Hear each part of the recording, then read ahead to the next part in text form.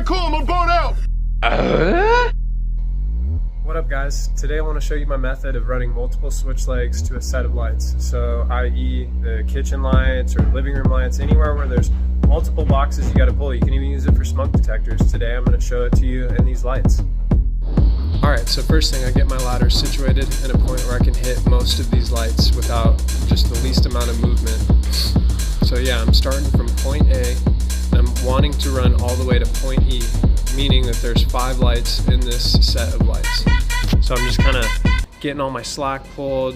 You don't want to go crazy pulling slack, you can end up with a rat's nest, so you kind of got to be strategic with it. But I've been doing this a little while, so I kind of got a feel for how much wire I need to drop. Now point E is in a drop ceiling, so basically I'm just putting a whip out there and I'm going to coil it up and get it affixed to the ceiling so that it can be there for when the sheetrockers do the drop ceiling. Now right here what I'm doing is I'm getting a staple by point D, which is, you know, the fourth light in the sequence.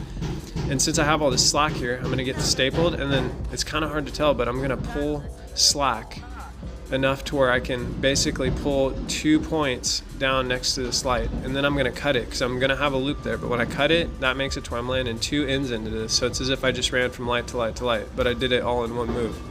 After I cut, obviously I'm going to strip out. I'm just going to go ahead and tie this through right then and there because I'm already there and I'm already saving a bunch of time by doing this instead of just running a piece of Romex from light to light. I'm doing this all in one motion. So now I've gotten over here to point C and I'm going to do the same thing. I'm going to get the wire pulled enough to where I can have 2 lines going into it when I cut it, get it landed, stapled down so it's, you know, there, and I leave a little bit of slack too just in case the sheetrockers hit anything in the box, so you can pull extra down.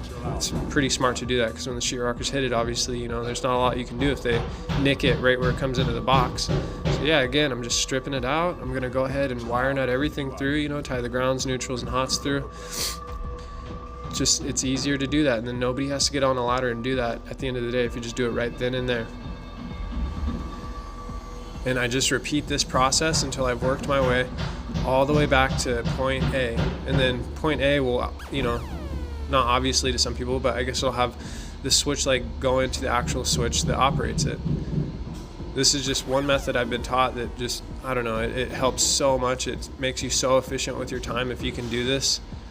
And it's kind of hard to understand because at first it just seems like you have one wire running all the way through, but as you see right there, I got that loop hanging down, and once I'm done stapling, yep, I cut it right in the middle, now it's 2. I land that in there, and I just get it all stripped out. You know, I've been saying this over and over again, repetitively, I guess, but I'm trying to get my point across, so hopefully you understand. Yep, see, yep, stripping out, tying through. If you can continue to do this on all the lights that you ever do, it makes recessed cans, you know, because a lot of these houses or apartments have kitchens or hallways or, you know, just any room that has one switch that operates multiple lights. You can just utilize this method to get them all done in one fell swoop, and then less ladder movement, less, it wears you out less. I mean, there's so many things that this increases efficiency on, and it's been one of the coolest techniques that I've learned.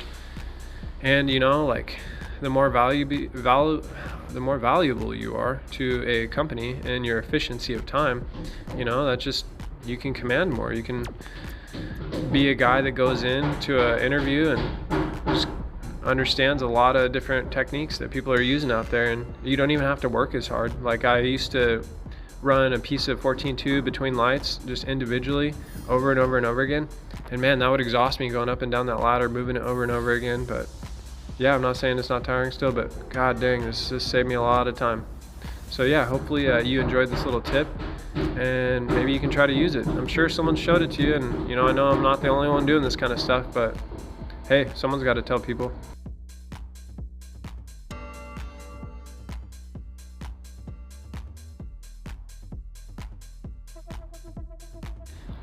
Hey, and if you like all these tips I'm giving you and this is helping you out, you know, do me a favor. Drop a like, subscribe, comment. Even if you have a problem with anything I'm doing, drop a comment there. It just gives me activity. So yeah, appreciate it, guys, and I'll keep filming these and see you on the next one.